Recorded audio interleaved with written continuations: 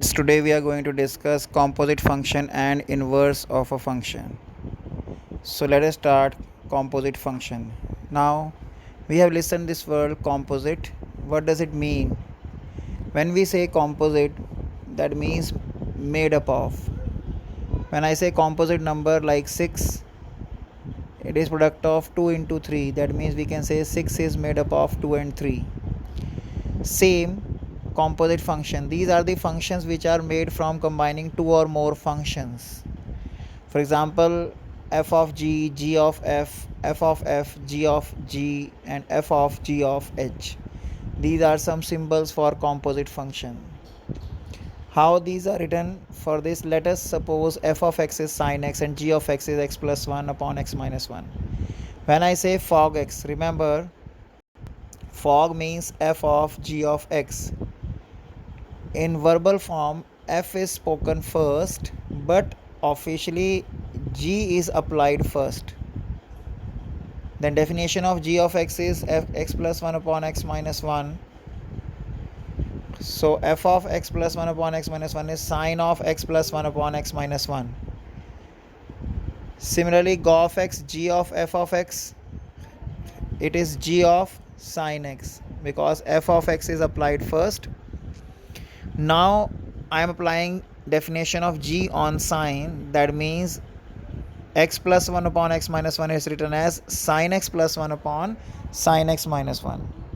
So hence fog and gof are found.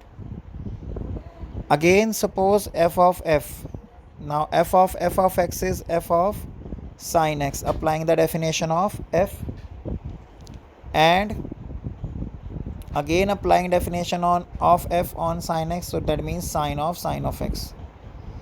Similarly, g of x, that is g of x plus 1 upon x minus 1, and applying the definition of g again, it is x plus 1 upon x minus 1 plus 1 whole upon x plus 1 upon x minus 1 minus 1, and on simplification it will give x.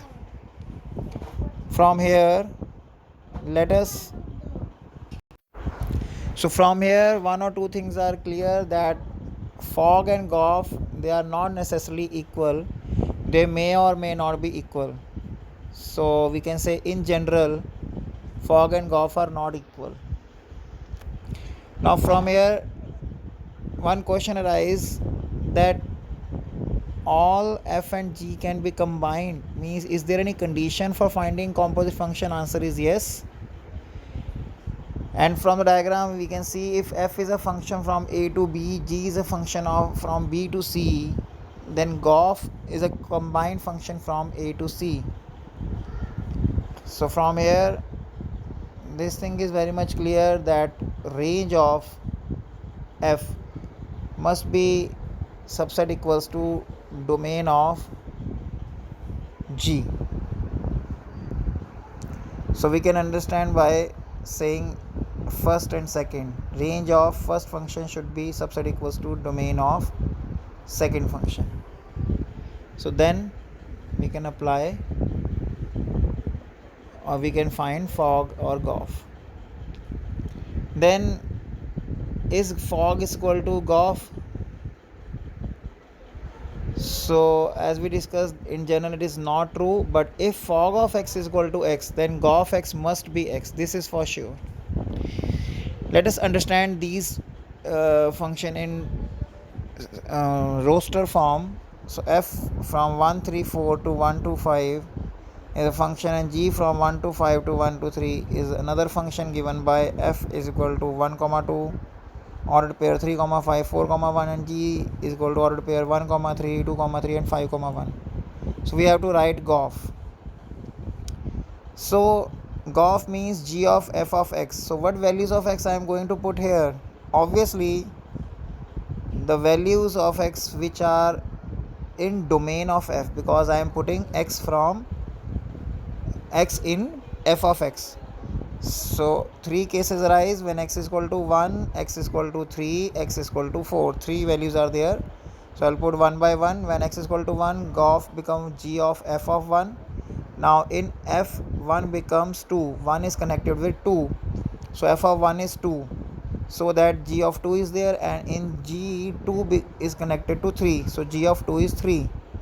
So that means g of 1 is 3. Similarly, g of 3.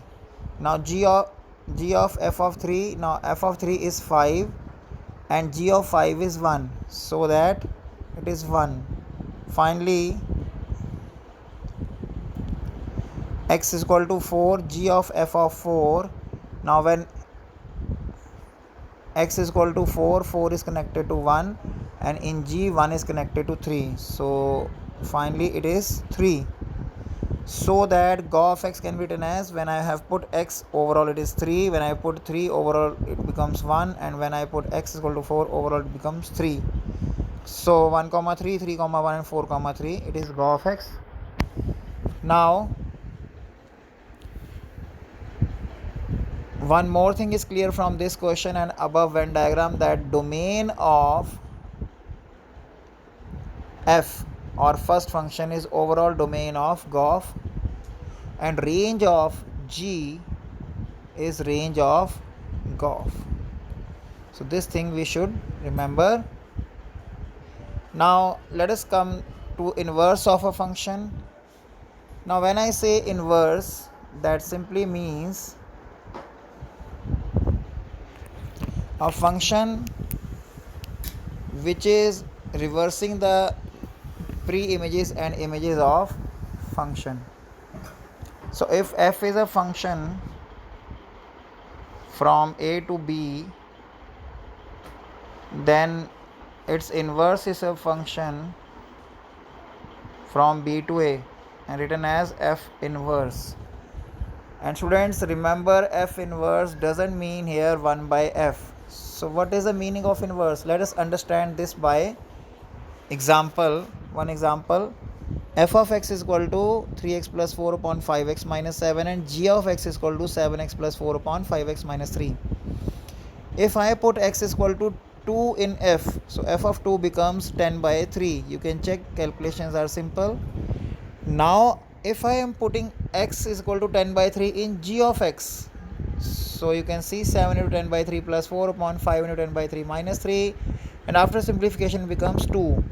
That means when I have substituted x is equal to 2 as pre-image, I got this as image 10 by 3, and in g when I substituted this as pre-image, I got back 2 as image.